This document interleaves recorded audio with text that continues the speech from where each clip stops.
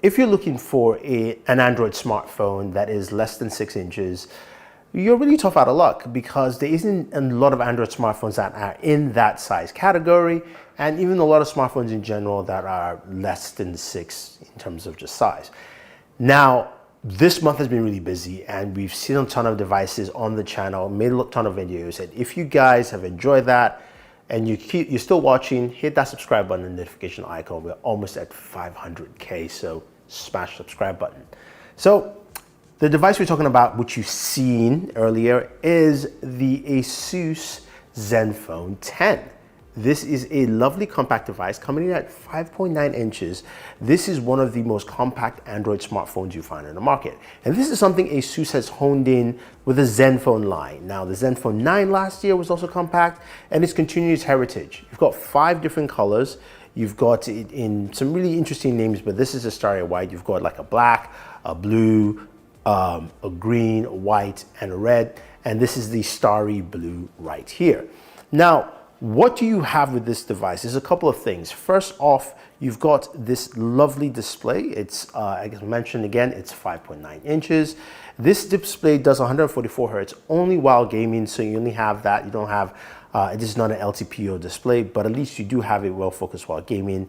You do have a front-facing camera right here. Very nice compact look. It's got a little bit of a chin at the bottom, but I'm fine with it because it kind of aids well with just the size of this device. And then you've got your speaker grill at the bottom.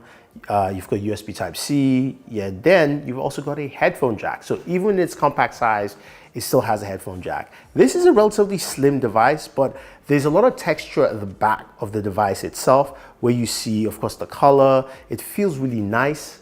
I don't know if you can hear that. And this Asus Zen logo is there. Now the camera housings are big. 2 cameras here on this device here. We've got a 50 megapixel and we've got 13 ultra wide. Now that 50 megapixel has something unique. It's got a 6-axis gimbal on there, and it's got an advanced EIS for better video stabilization. So that brings us to the very first thing. How well does the camera handle? Well, the camera has some unique features, right? You go into the camera software and you go into video, you have the ability to go into adaptive stabilization. And what that means is pretty much this, is that adaptive stabilization allows for basically a little bit of a crop and also better stabilization while you're actually using the device. So let's see how that stacks up against the S23. Now I do have the S23 Plus here, yes, which is a slightly bigger device, but it has the same cameras and same functionality as the S23. So let's see how it stacks up with video, photos, and then, wrap that up.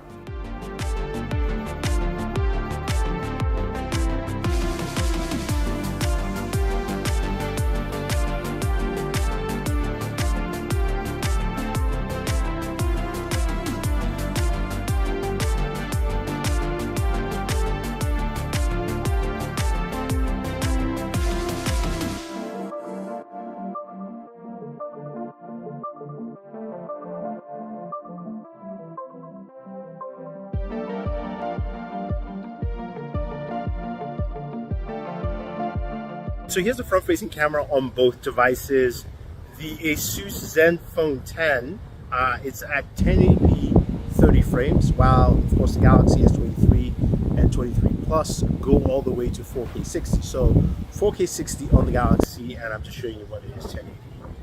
You can see here on the Zenfone. So that should give you an idea of what it looks like, and yeah. 4K 60 with the active stabilization. 4K 30 adaptive stabilization. One difference you find with the Galaxy is that you can switch to the front-facing camera right here, and then, which you can't do on most devices. You can also switch lenses, so we can go to the ultra wide here, to the main, and a Galaxy of course has 3 lenses on all its devices, so we can zoom in, we can go back, and you get the idea.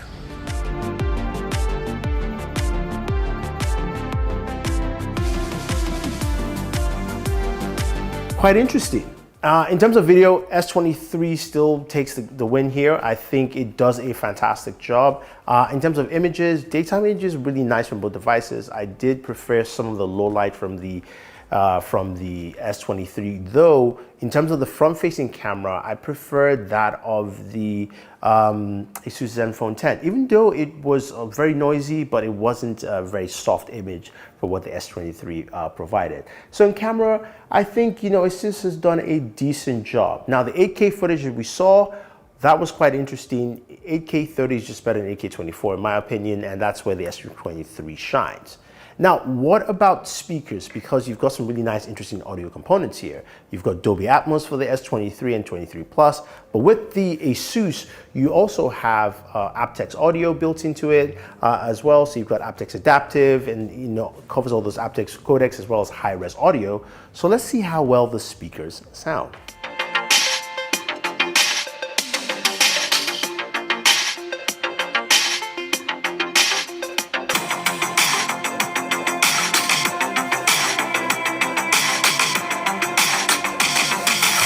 To be fair, it wasn't a one-to-one comparison because the S23 Plus has slightly bigger speakers, but just giving you an idea of what the Zenfone 10 sounds like, and I thought it was pretty good and decent in terms of audio. Now, what about gaming? We've got the Snapdragon 8 Gen 2 chip built into it, and honestly, gaming performance is the same across the board with the 8 Gen 2, something you don't really have to test anymore unless the manufacturer really made a big mistake. That being said though, performance on this was really smooth and nice. What I also liked about the performance here is the fact that you've got a lot of the Asus gaming features from the Asus ROG phone in here. So you've got the Game Genie, you can go in, you can customize. That was actually pretty cool to see, and also experience where you can go and maximize your gameplay, look at your stats, all that fun stuff together. So that was actually pretty good. And in terms of battery life, while gaming, yes, you're going to lose quite a bit of battery life there, probably around about 15% if you're doing like an hour of gaming. But when it comes to regular battery life, this has a 4300 milliamp battery, which is actually bigger than what you have in the S23 itself, or even the S23 Plus, and it does a really good job with the battery life. I would say it's quite impressive. I think overall a solid battery life performance from this device. Now, plus that headphone jack is really good too as well. So if you're someone like me that's got a ton of headphones back there, it is something that you would definitely appreciate and use on a day-to-day basis. So overall, where does this device stand? We've got devices like the Galaxy, we've got OnePluses out there, we've got nothing phones, but what about the Asus Zenfone 10? Now, if it comes in at the price of what the Zenfone 9 launched last year, I think that is a solid offering, $699. Now, I don't have pricing at this point when I'm making this video. If I do, you'll see it on screen, but in terms of pricing the $699, I think it's a solid offering. Now, that 6-axis gimbal sounded really nice, but it still didn't do much to improve the video that I wanted to see in comparison to the Galaxy. But in terms of images, you're getting a really good shooter, plus a super compact device. So if you have any questions or any comments, guys, let me know. Are you interested in something this small as an Android phone? Otherwise, don't forget to like, share, subscribe, and always enjoy your entertainment.